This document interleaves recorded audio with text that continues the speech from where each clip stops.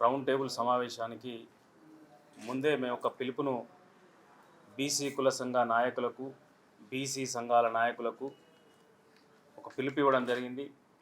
మరి బీసీల హక్కుల సాధనకై మరి రౌండ్ టేబుల్ సమావేశాన్ని 6వ తారీఖు విజయవంతం చేయాలని చెప్పి పిలుపుతో జిల్లా నుండి, మన జిల్లానే కాకుండా యావత్ ఉమ్మడి జిల్లా నుండి పెద్ద ఎత్తున మరి బీసీ కుల సంఘాల నాయకులు, బీసీ సంఘాల నాయకులు, వివిధ రాజకీయ పార్టీలలో ఉన్నటువంటి బీసీ ప్రతినిధులు, మరి ముఖ్యంగా ఆమ్ ఆద్మీ పార్టీ, అదేవిధంగా తేజస్ అకాడమీ స్థాపించిన 12 సంవత్సరాల్లో 1918 డిఫెన్స్ ఉద్యోగాలతో పాటు ఇంటర్లో రాష్ట్ర స్థాయి మార్కులు సాధించి తెలంగాణ నెంబర్ 1గా నిలిచిన తేజస్ బహుజన సమాజ్ పార్టీ బీఎస్పీ వాళ్ళు కూడా ఆ సమావేశంలో భాగస్వాములై మరి వారి అభిప్రాయాలను తెలియజేస్తూ మరి ఆ యొక్క కార్యక్రమానికి వారు సంపూర్ణ మద్దతును ఆ రోజు తెలియజేయడం జరిగింది.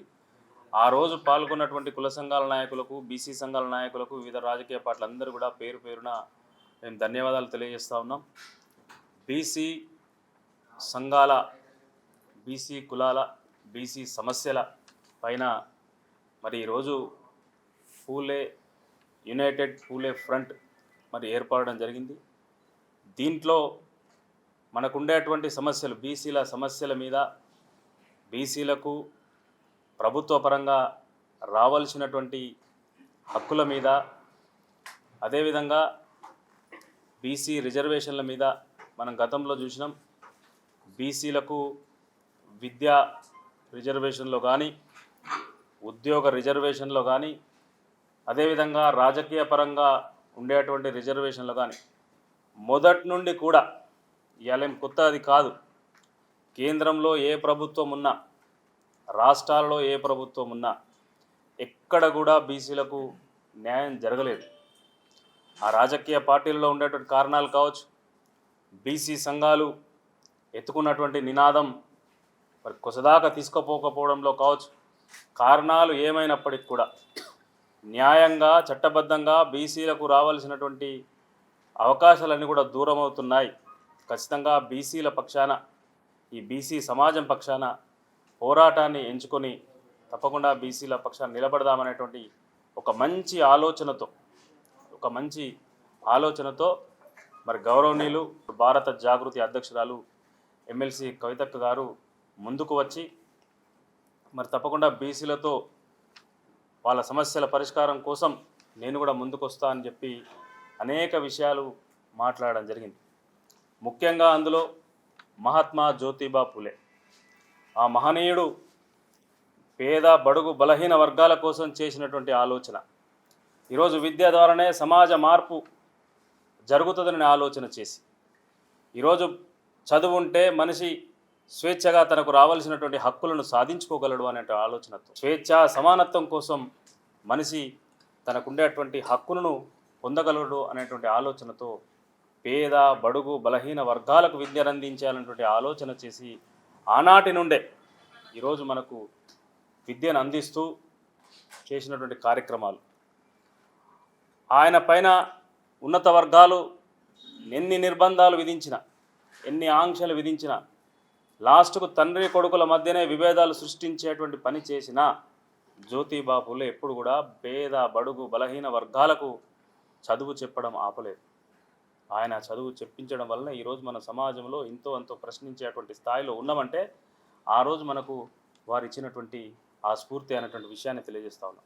మరి అటువంటి మహనీయుని విగ్రహాన్ని అసెంబ్లీలో పెట్టి భావి తరాలకు ఒక మంచి మెసేజ్ని ఇవ్వాలనేటువంటి ఆలోచన చేసి కవితక్క గారు ఒక పిలుపునివ్వడం జరిగింది. ఈరోజు వారు ఇచ్చినటువంటి పిలుపుని అందుకొని కాంగ్రెస్ పార్టీకి సంబంధించినటువంటి వాళ్ళు, అదేవిధంగా వేరే రాజకీయ పార్టీలో ఉన్నటువంటి నాయకులందరూ కూడా మీకు కవితక్క గారు, మీరు ఈ 10 సంవత్సరాలు మీరు అధికారంలో ఉన్నటువంటి విషయం మరి అప్పుడు ఎందుకు డిమాండ్ చేయలేనటువంటి మాట వాళ్ళు మాట్లాడుతూ ఉన్నారు. అయ్యా, కవితక్కను విమర్శించేటువంటి నాయకులారా, మేము 10 సంవత్సరాలు అధికారంలో ఉన్నాం, కానీ దేశానికి స్వతంత్రం వచ్చినప్పటి నుండి ఉమ్మడి ఆంధ్రప్రదేశ్ దాదాపు 50 సంవత్సరాలు, అందులో అగ్రభాగం మీరు అధికారం చెలాయించిన మాట వాస్తవం కాదా? 10 సంవత్సరాలే మేము ఉండొచ్చు, కానీ ఈరోజు 50 సంవత్సరాలు మీరు అటు కేంద్రంలో ఇటు రాష్ట్రంలో అధికారాన్ని నడిపినారు. మీకు అప్పుడు ఎందుకు గుర్తుకలేదు? మీరు నడిపినటువంటి ఆ 50 సంవత్సరాల్లో ఈ మహనీయుల విగ్రహాలను అసెంబ్లీలో పెట్టాలన్నటువంటి ఆలోచన మీకు ఎందుకు రాలేదు అని చెప్పి అడుగుతా ఉన్నాం. మీరు పరిపాలించినటువంటి 50 సంవత్సరాల్లో మీకు ఆ ఆలోచన కనుక వస్తే ఈరోజు కవితక్క డిమాండ్ చేయాల్సినటువంటి పరిస్థితి ఎందుకు వస్తుండే ఒకసారి ఆలోచన చేసుకోండి అని చెప్పి ప్రశ్నిస్తూ ఉన్నాం. ఆ మహనీయుని విగ్రహం మీరు ఆనాడు ఎందుకు ఏర్పాటు చేయలేకపోయినారు?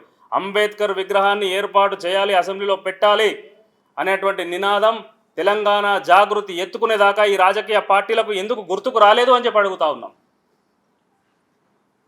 అదేవిధంగా అంబేద్కర్ విగ్రహాన్ని కవితక్క కృషితోటే తెలంగాణ మన ఉమ్మడి ఆంధ్రప్రదేశ్ ఉన్నప్పుడు ఏర్పాటు చేసినప్పుడు మరి అంబేద్కర్ గారి విగ్రహం ఏర్పాటు చేయడానికి మేము అందరం కూడా స్వాగతించినాం, పోరాటం చేసినాం, ఉద్యమం చేసినాం. మరి ఆనాడే ఉన్నటువంటి కాంగ్రెస్ పార్టీకి మరి పూలే విగ్రహాన్ని కూడా అసెంబ్లీలో ఏర్పాటు చేయాలనేటువంటి ఆలోచన ఎందుకు రాలేదు? ఎస్, మేము అధికారంలో ఉన్నట్టు 10 సంవత్సరాలు బీసీలకు అనేక కార్యక్రమాలు చేసినాం. అదే జ్యోతిబా పులే గారి పేరు మీద చేసినాం. ఈరోజు 119 నియోజకవర్గాలలో రెసిడెన్షియల్ పాఠశాలలు మహాత్మా జ్యోతిబా పులే గారి పేరు మీద నడుస్తానే ఒకసారి చూసుకోండి మీరు. 366 పాఠశాలలు ఈరోజు మహాత్మా జ్యోతిబా పులే పేరు మీద వివిధ నియోజకవర్గాల్లో నడుస్తూ ఉన్నాయి. జ్యోతిబా పులేను అధికారంలో ఉన్నటువంటి బీఆర్ఎస్ పార్టీ గౌరవనీయులు కేసీఆర్ గారు ప్రతి నియోజకవర్గానికి తీసుకెళ్లడం జరిగింది. అదేవిధంగా మహాత్మా జ్యోతిబా పులే గారి పేరు మీద ఈరోజు ఓవర్సీస్ స్కాలర్షిప్ ప్రతి విద్యార్థికి విదేశాలకు వెళ్ళి చదువుకునేటువంటి ప్రతి విద్యార్థికి 20 లక్షల రూపాయలు ఈరోజు అందించడం జరుగుతూ ఉంది. చూసుకోండి ఒకసారి మీరు. గత ప్రభుత్వంలో ప్రతి సంవత్సరానికి 300 మంది విద్యార్థులకు ఈరోజు విదేశాలకు వెళ్ళి చదువుకునేటువంటి వాళ్లకు మరి అందించడం జరిగింది. ఈ విషయాలు మీకు తెలియదా? ఈరోజు భారత పార్లమెంటులో 2016 మే 5 6వ తారీఖు నాడు 2016 మే 6వ తారీఖు నాడు గౌరవనీయులు పార్లమెంట్ సభ్యులు బోయినపల్లి వినోద్ కుమార్ గారు, అప్పటి పార్లమెంట్ సభ్యులు, భారతదేశ పార్లమెంట్లో ఏ నాయకుడు కూడా భారతరత్న మహాత్మా పులేకు భారతరత్న ఇవ్వాలనేటువంటి డిమాండ్ ఏ నాయకుడు కూడా పెట్టలేదు. ఈవెన్ దో మహారాష్ట్రలో ఉన్నటువంటి పార్లమెంట్ సభ్యులు, ఈ కాంగ్రెస్ పార్టీకి సంబంధించిన పార్లమెంట్ సభ్యులు, ఈరోజు ఉన్నటువంటి బీజేపీ పార్టీకి సంబంధించిన పార్లమెంట్ సభ్యులు ఎవరు కూడా మహాత్మా జ్యోతిబా పులేకు భారతరత్న ఇవ్వాలనేటువంటి డిమాండ్ ఎవరు కూడా పెట్టలే. పార్లమెంట్ సభ్యులలో మొత్తం భారతదేశంలో మొట్టమొదటిగా డిమాండ్ చేసినటువంటి వ్యక్తి ఈరోజు బోయినపల్లి వినోద్ కుమార్ గారు. చూడండి, మీరు రికార్డు తీయండి, పార్లమెంట్ ప్రొసీడింగ్స్ అన్ని కూడా తీయండి. నేను డేట్ కూడా చెప్తున్నా, 2016 మే 6వ తారీఖు నాడు ప్రొసీడింగ్ తీయండి. వారు డిమాండ్ చేసినటువంటి దానికి మహారాష్ట్రకు సంబంధించినటువంటి బీసీ ఎంపీలు, మహారాష్ట్రకు సంబంధించినటువంటి మరి వివిధ రాష్ట్రాలకు సంబంధించినటువంటి ఎంపీలు పార్లమెంటులో బోయినపల్లి వినోద్ కుమార్ దగ్గరికి పోయి, అయ్యా మేము మా రాష్ట్రానికి సంబంధించినటువంటి పూలే మహనీయుడు మహాత్ముడు మేము అడగలేకపోయినాం, మా మీద అటువంటి ప్రెషర్ ఉండే, మీరు అగ్రవర్ణాలకు సంబంధించినటువంటి వ్యక్తి అయినప్పటికీ కూడా మీరు అడగడం మా గౌరవాన్ని పెంచుతుంది అని చెప్పి మాట్లాడిన మాట తీయండి. మీరు పార్లమెంట్ రికార్డ్స్ చూసుకోండి ఒకసారి. మీరా ఇవాళ కవితక్క గురించి మాట్లాడేది?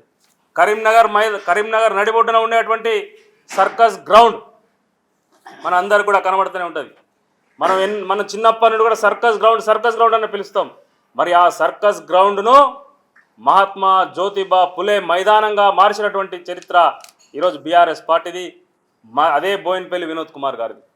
వారు అప్పుడు పార్లమెంట్ సభ్యులుగా మున్సిపల్ నగరపాలక సంస్థలో కోఆప్షన్ ఎక్సాఫీసియో సభ్యునిగా, మనకు తెలుసు ఎమ్మెల్యేలు ఎంపీలు ఎక్సాఫీసియో సభ్యులుగా ఉంటారు, రాజ్యసభ సభ్యులు ఎమ్మెల్సీలు అందరూ కూడా. అందులో భాగంగానే వారు కూడా నగరపాలక సంస్థలో ఎక్సాఫీసియో సభ్యులు. మరి వారు ఒక లెటర్ పెట్టడం జరిగింది అప్పుడున్నటువంటి మేయర్ సర్దార్ రవీందర్ సింగ్ గారికి, నగరంలో ఉన్నటువంటి సర్కస్ గ్రౌండ్ను పూలే మైదానంగా మార్చండి అని చెప్పి. నగరపాలక సంస్థలో తీర్మానం చేసి ఈరోజు సర్కస్ గ్రౌండ్ను పూలే గ్రౌండ్గా మార్చినటువంటి చరిత్ర మర్చిపోయినరా అని చెప్పి గుర్తు చేస్తూ ఉన్నాం. నిన్న ఇక్కడ ఒకరు ఇద్దరు మాట్లాడినారు కాంగ్రెస్ పార్టీకి సంబంధించినట్టు. ఎస్, పూలే పేరు మీద, మహాత్మా జ్యోతిబా పూలే పేరు మీద మీరు పాలించినటువంటి 50 సంవత్సరాలు, మేము చేసినటువంటి 10 సంవత్సరాలు చర్చ పెడదాం రండి. మీరేం చేసినారు, మేమేం చేసినాం.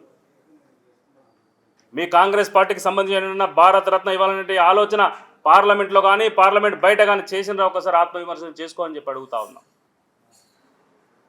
ఎస్, మేము 10 సంవత్సరాలు పరిపాలన ఆయన పేరు మీద ఎన్ని కార్యక్రమాలు చేయాల్సిన అన్ని కార్యక్రమాలు చేసినాం.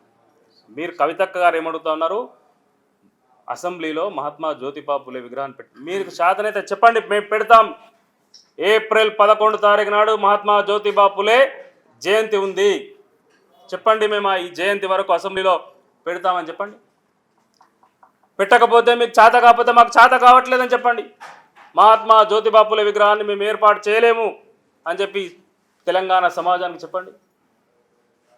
మేము ఏ విధంగా గ్రామాన మండలంలో నియోజకవర్గాలలో బీసీలను ప్రజలను కలిపి ఉద్యమం చేసి ఏ విధంగా పెట్టాలో ఆ విధంగా మేము పెట్టించుకునేటువంటి ప్రయత్నం మేము చేస్తాం.